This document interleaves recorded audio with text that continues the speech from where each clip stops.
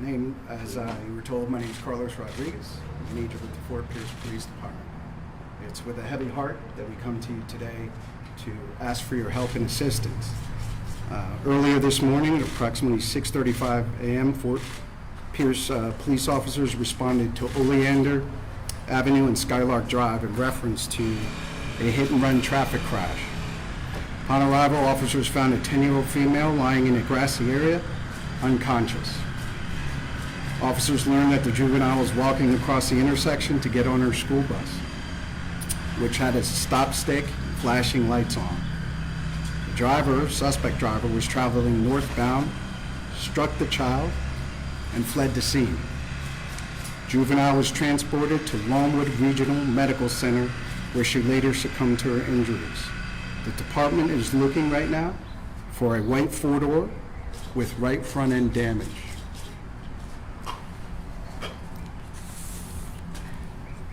Yesenia Berenice Rodriguez Gonzalez, with a date of birth of 12/8/2010, is a young lady that lost her life this morning.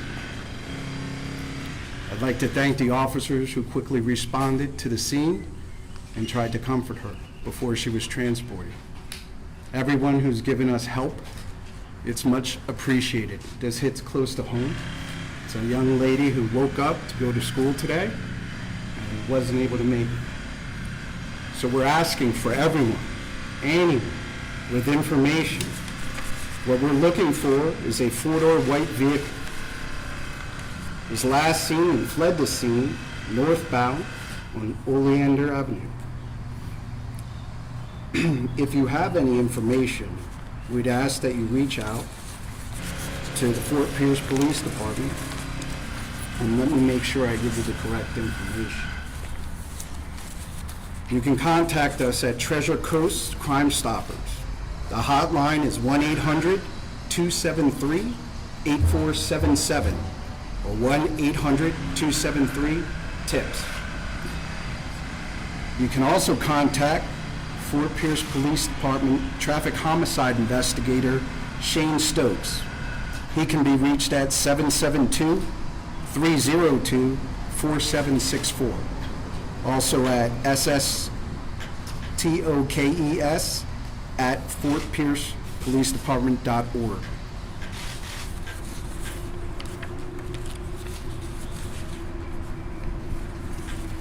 Right now, we're looking for anybody. We don't know if it's a male or female driver, but the driver of that vehicle, the white vehicle four-door that we're looking for.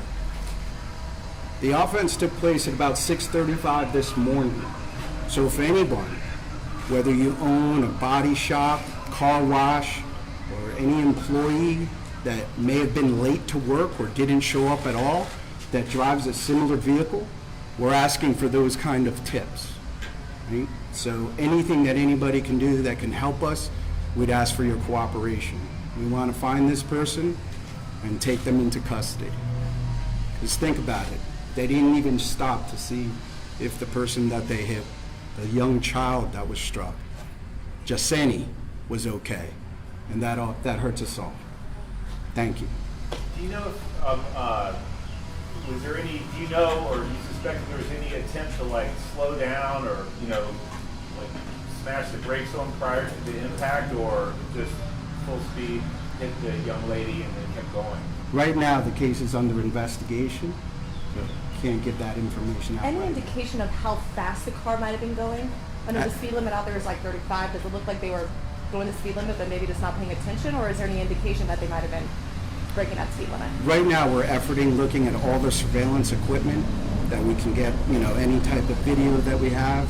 So it was definitely, we can't make that determination as of yet, but as soon as we conclude that investigation, we'll let you know. And how many of those nearby businesses have already contributed surveillance video to your investigation? There have been several. We've received, and that's part of our thank you is to the businesses and the homeowners, anyone who's contributed to helping us locate this driver in any way possible. We appreciate that cooperation. And we saw evidence markers on the ground at the scene. Can you describe what you all collected, and was there any evidence that stood out? The evidence that was there that we collected at scene just would indicate who was struck. we have that. But as to exactly what was there, we're not going to go into that right now. Can you say where the damage was on the car? The right front end. What, meaning the right front headlight, end. the bumper, can you go into it with It the would just windshield? it would just be at this point, I'd feel comfortable saying it was right front end damage, possibly to the roof of the vehicle as well. How many other children were witnesses to this? Maybe were at the bus stop as well when this accident happened. Right now, as far as how many children were on the school bus was occupied. I don't have the exact numbers of that right now, but there were children on the school bus who were there. I understand that the young lady's mother and younger sibling were there at the time. Is that true? I believe so, yes. Would you say that whoever was driving this vehicle had to know the incident? I can't answer for them, but I would think absolutely, yes. Why do you believe that? Because they fled the scene and the location of the damage to the vehicle, as well as the school bus having its arm out, the stop sign, and the red flashing lights on. You would have to know that. So. Have you talked to the bus driver? Have they been able to, did they see the car? Have they been able to contribute any information to this? Our investigators on scene, they have done that, so. What was the condition of the victim when she was taken to the hospital? We know she was unconscious and in critical condition, but how quickly did she succumb to her injuries? I don't have that information or her exact condition at the time. We know there was severe head trauma, that's about it. What type of, assuming you guys find the driver, the at-fault driver, what type of charges would he or she potentially face? Once we know all the facts that are involved, we'll make that proper charge at this time.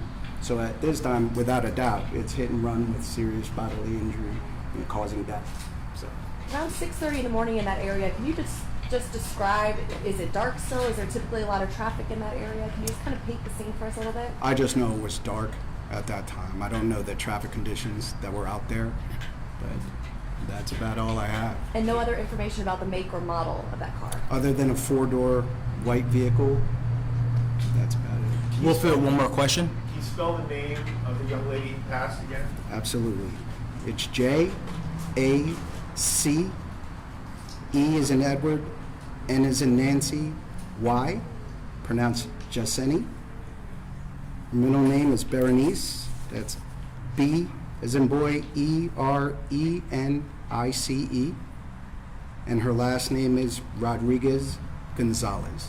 R-O-D-R. I-G-U-E-Z. U-E-Z and then like with a dash? Yes. Okay, and G-O-N-Z-A-L-E-Z or S? Yes, sir. The Z. The Z, okay. Yeah, And Gonzalez. B-E-R-E-N-I-C-E. Yes. Okay, is it 12/8/2010? Yes, sir. That's it. Do you know if she goes to Alpata Flats? Right now, I have Superintendent of Schools for St. Lucie County, Wayne Gent, who's available to take some questions. Thank you. Please, if you have information, contact us.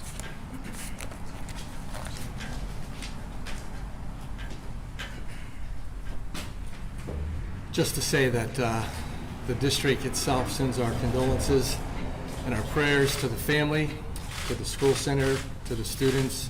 The district itself is, we're in a state of shock right now. It's, our core mission is to protect our children and to do the best we can. And so it's a very sad day for us right now, and we're asking everybody to listen to what the FP police are saying, Fort Pierce Police Department, and to assist them in trying to apprehend the driver of the car.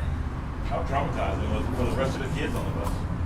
Well, you can imagine these are young children, and we've got grief counselors at the school center that are working with the students and staff members as well. So I'm sure it was very traumatizing for them. Can you tell us anything more about her in school? I don't know how well her teacher knew her or you knew her personally, but any of her interests or how she was doing in school? I don't have that information. I just know that she was well liked by everyone. Just your typical young lady in school, and I can get more information later on. But we're just crushed by this information. Do you know what grade she's in? I don't have that information for you right now. I believe the 5th grade. Do you know how many students were on the bus? I do not know, but I do know that there were students on the bus. Can you stress the importance for drivers to take heed of those flashing lights?